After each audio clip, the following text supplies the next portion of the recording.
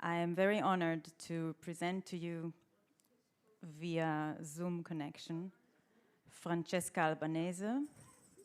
I hope I don't need to present who she is at this point. Thank you, Francesca, for joining us.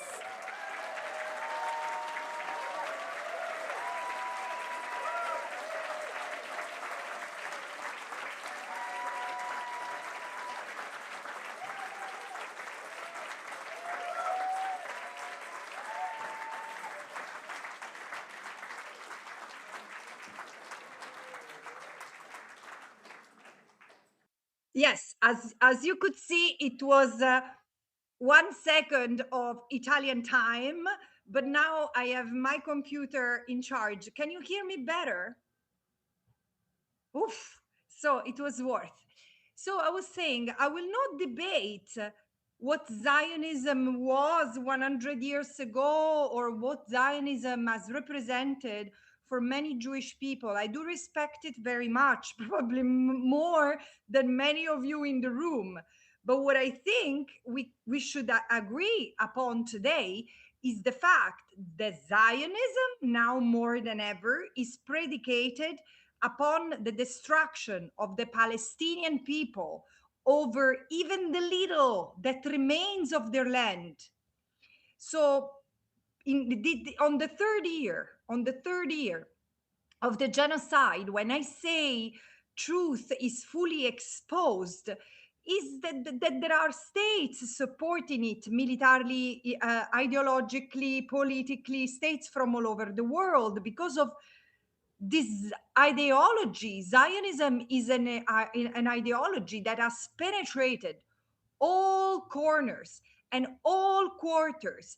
And wherever I interact with civil society, being it in the Pacific Islands or South Africa or other African states, I hear more and more about how even churches are collaborating to spread this ideology, which is now predicated upon not just the destruction of the Palestinian, the destruction of so many people in West Asia, meaning the Middle East. It would be so nice if we started calling it West Asia rather than Middle East. And so Palestine is been a revealer of so much of the past, of the Nakba, of the colonial nature of the Zionist project, of the apartheid, which is undeniable, and of course the genocide is still ongoing. So we really need to reflect upon all this. So I've often said that Palestine has also been a mirror for us, a mirror of who we are as societies, as individuals. And there are many who, as it was in the past, as it has happened for every genocide. But for me, there is one parallel that can be and must be established with the Holocaust, and not because I want to make comparison, and not because I want to trivialize the Holocaust, and none of us wants to do that, but because this is the only genocide that like the genocide of the Jews, has a transnational dimension. All the more this happens in a time that should have allowed us to prevent the genocide from having this transnational dimension.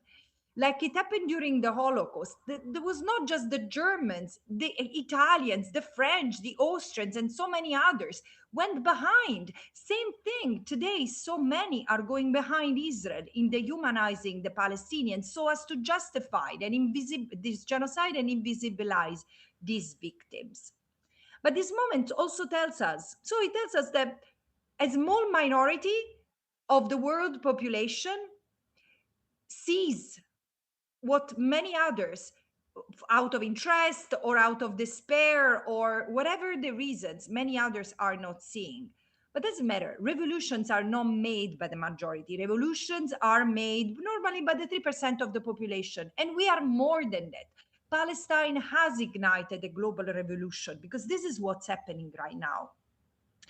And I think that we need to understand what are the basic ingredients of this revolutionary moment. First, international law. For me, international law is a roadmap to get out of this critical situation. It's not the solution to all evil. I'm not starry-eyed, as I've said many times, about international law. But international law tells us that in order to get out of this, Israel must end its occupation, must end apartheid, must end genocide, and all these crimes have to be made accountable. Also, those who have profited from it must be made accountable. But also, it's important to act according to ethics. International law on its own is not sufficient. We've seen it. It's there. But politicians who are supposed to be our representatives, for those of us who have the luxury to live in so-called democracies, they don't respond to public pressure, although public pressure is working, because many of them lack ethical commitment. So this is why solidarity at the civil society level is all more necessary. But international law and ethics and solidarity are not a strategy on their own. And this is why I look at the Palestinians. The Palestinians are not just the victims. They have told us for decades now that there is a way out. And they have not just preached about that. They have walked the talk. And the BDS is an example. The boycott, divest, and sanction movement is a way to implement international law all together, following integrity, on the command of integrity. And of course, we also need to pursue accountability. This is where I situate my effort. Yes, of course, I can speak to the BDS, but I'm not a BDS person. And I'm trying to embrace as much as possible BDS as a philosophy. And it doesn't mean that everything I do is perfect, but where I act 100% and where I try to give my contribution is accountability.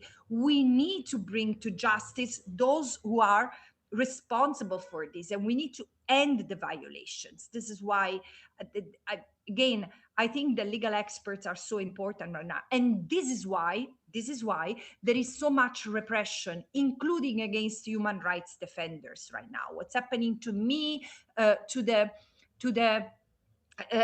activists who have tried to enforce international law, what's happening to the international criminal court judges and prosecutors. It's all part and parcel of the same system. But there is something more, and it's political engagement. I really think it's time for elections in many countries, in many constituencies, or time for elections in what remains of democracies will come. Many more honest people need to make the sacrifice, because I think that doing politics is also a sacrifice. For many, it's a career. For many, it's a business. For honest people, it's a sacrifice. We need to regain and to fully realize democracies. And in conclusion, I have a final remark that concerns something that we need to abandon. We need to abandon purism. We need to talk to the non-converted. Many in the civil society, and I would also say in the anti-Zionist movement, there is a tendency to pursue dialogue among the converted.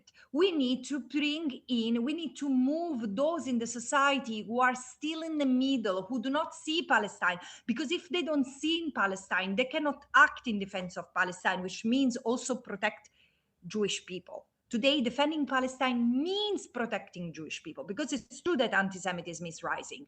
I've always thought that this was an exaggeration, but not in the last few years. In the last few years, I see that, I smell it, and it's everywhere.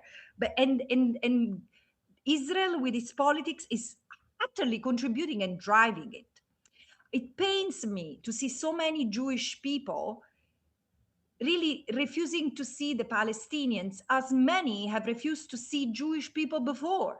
And I hate even more seeing the exploitation and instrumentalization, the commercialization for evil reasons of the Holocaust memory. But that's everything considered, we need to talk to the non-converted. And last word I want to leave is perseverance. We need to persevere. We cannot get discouraged. We cannot get tired. I hear so many people saying, oh, but we keep on protesting and nothing changes. It's not true. You see, all this repression is because our pressure works. Our pressure makes those in politics uncomfortable. Those who are profiteering from the genocide, extremely nervous. And this is why there are the slaps. This is why there are, the legal actions against those who carry out investigations. This is why there are sanctions on international human rights defenders, judges, and prosecutors. This is why we need to become even stronger and even more convinced of what we do. And to close on an anecdote and a funny note, if everyone in the room had the perseverance that Ronnie Barkan had in making sure that I participated in this Congress, we would be already done with the liberation of Palestine. So be like Ronnie, persevere, and thank you so much.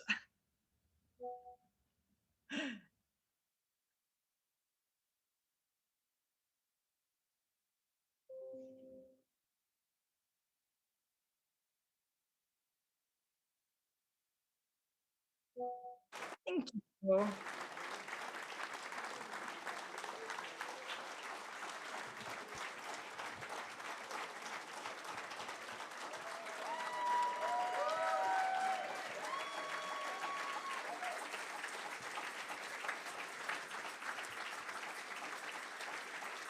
Francesca, I hope you hear the audience.